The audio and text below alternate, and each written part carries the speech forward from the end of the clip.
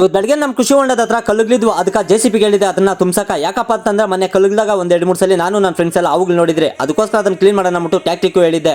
Same to JCB ದಾಗ ಕಲ್ಲುಗಳಲ್ಲಿ ಐತೆ tactic ಕೂಡ ಲೋಡ್ ಮಾಡಿದ್ನೋ. ಅದ್ರಾಗೊಂದು ಚಪ್ಪಡಿ ಕಲ್ಲಿತ್ತು. ನಮ್ಮ ಮನೆ ಹತ್ರ ತಂದು ಹಾಕೋಣ, ಯಾಕಂತಂದ್ರೆ ನಮ್ಮ ಅಮ್ಮನ ಬಟ್ಟೆಗಳು ಹೋಗ್ಯಾಕ ಈಸಿ ಆಗ್ತದೆ ಅಂದ್ಬಿಟ್ಟು ಆ ಚಪ್ಪಡಿ ಕಲ್ಲು ಮನೆ ಹತ್ರ ಕೂಡ ಹಾಕ್ಸಿದೆ. ಹಂಗೆ ಪೈಪ್ ಕೂಡ ಇತ್ತು, ಅದನ್ನೈತಿ ನೇರ್ಲಿ ಮಾಡಿದ ಕೆಳಗಡೆ ಹಾಕ್ಸಿದೆ. ಬೇಸಿಗೆ ಕಾಲದಲ್ಲಿ ನಾನು ನನ್ನ ಫ್ರೆಂಡ್ಸು ಕುತ್ಕೊಳಕ ಚೆನ್ನಾಗಿರ್ತೈತೆ ಅಂದ್ಬಿಟ್ಟಿದ್ದೆ. ನಮ್ಮ ಚೇತನ್ ಬ್ರೋ ಫೋನ್ ಮಾಡಿಬಿಟ್ಟಿದ್ದು 3 ಎಕರೆ ಶಾಮಂತಿಗಿದಾಗ ಇವತ್ತು ಡ್ರಿಪ್ ಪೈಪ್ ಬೇಕು, ಎಲ್ದಿರೋ ಡ್ರಿಪ್ ಪೈಪ್ಗಳೆಲ್ಲ ನಿಮ್ಮದೇ ಅಂತ ಕೂಡ ಹೇಳಿದ್ನೋ. ಅದಕ್ಕೆ ಇವತ್ತು ನಾನು ನನ್ನ ಫ್ರೆಂಡ್ಸ್ ಎಲ್ಲ ಹೋಗಿದ್ದೆ 5 ಜನ. ಅದ್ರಾಗ ಕಳೆ ನೋಡಿದ್ರೆ 7 ಕಂಡ್ಗ ಇತ್ತು.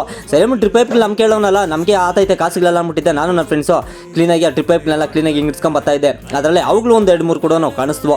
ಏನೇ ಆಗಿರಲಿ ಬಂದ್ಬಿಟ್ಟು ಹುಷಾರಾಗಿ ನಾವು ಕೂಡ ಡ್ರಿಪ್ ಪೈಪ್ಗಳು ಎಳಿತಾ ಇದ್ರೆ. ಎಲ್ದಿರೋ ಡ್ರಿಪ್ ಪೈಪ್ಗಳೆಲ್ಲ ಆಗಿದ್ದಾದ್ಮೇಲೆ ಈ ಕಡೆ ಇನ್ನೊಬ್ಬ ಫ್ರೆಂಡ್ ಅದನ್ನ ಎತ್ತಿ ಒಂದು ಹತ್ರ ಉಡ್ಡೆ ಕೂಡ ಹಾಕಿದ್ನೋ. ಟೈಮ್ ನೋಡಿದೆ ಸಂಜೆ 4 ಗಂಟೆ ಆಗಿತ್ತು. ಸೆರೆಮ್ ಟು ಟ್ಯಾಕ್ಟ್ರಿ ಕೂಡ ಬಂದಿತ್ತು. ರೋಟ್ರ್ ಕೂಡ ಕ್ಲೀನಾಗಿ ಹೊಡಿತಾ ಇದ್ನೋ. ರೋಟ್ರೆಲ್ಲ ಹೊಡೆದಿದ್ದಾದ್ಮೇಲೆ ಹೊಡೆದಿರೋ ಬೈಲು ಯಾವ ಥರ ಇತ್ತಪ್ಪ ಅಂತ ನೀವು ನೋಡ್ಬೇಕಾ, ತೋರಿಸ್ತೀನಿ ಬನ್ನಿ. ಈ ಥರ ಐತೆ 3 ಎಕರೆ ಬೈಲು, ಈ ಥರ ರೋಟ್ರ್ ಕೂಡ ಹೊಡೆದಾಕಿದ್ನೋ. ಅದಾದಮೇಲೆ ಗುಜ್ರಿ ಅವ್ರು ಕೂಡ ಫೋನ್ ಮಾಡಿದ್ದೆ. ಅವರು ಕೂಡ ಬರೋಕೆ ಟೈಮ್ ನೋಡಿದೆ 5:45 ಆಗಿತ್ತು. ಸೆರೆಮ್ಟಿದ್ದ ಅಲ್ಲಿಗೆಲ್ಲ ಎತ್ತಿಕ್ಕಿದ್ರಲ್ಲ ಅವರೆಲ್ಲ ತೂಕದ ಲೆಕ್ಕ ಕ್ಲೀನಾಗಿ ಹಾಕೊಂಡ್ರು. ಇವತ್ತು ಡ್ರಿಪ್ ಪೈಪ್ ಎಷ್ಟು ಕಪ್ ಹಾಕೊಂಡವ್ರು ಅಂತಂದರೆ 35 ರೂಪಾಯಿಗೆ ಡ್ರಿಪ್ ಪೈಪ್ಗೆ ಹಾಕೊಂಡ್ರು. ಟೋಟಲ್ ಎಷ್ಟಪ್ಪ ಅಮೌಂಟ್ ಬಂತಂದರೆ ನಮಗೆ ಇವತ್ತು 2,800 ರೂಪಾಯಿ ಅಮೌಂಟ್ ಕೂಡ ಬಂದಿತ್ತು.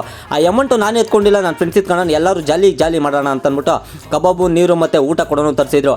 ಅದನ್ನೆಲ್ಲ ತಿನ್ಕೊಂಡು ಕುಡ್ಕೊಂಡು ಮನೆಗೆ ಬರೋಕೆ ಟೈಮ್ ನೋಡಿದೆ ರಾತ್ರಿ 9:45 ಆಗಿತ್ತು. ಇವತ್ತಿನ ಕತೆ ಇಷ್ಟು. ನಾಳೆ ಸಿಗ್ತೀನಿ ಫ್ರೆಂಡ್ಸ್ ನಿಮ್ಗೆ.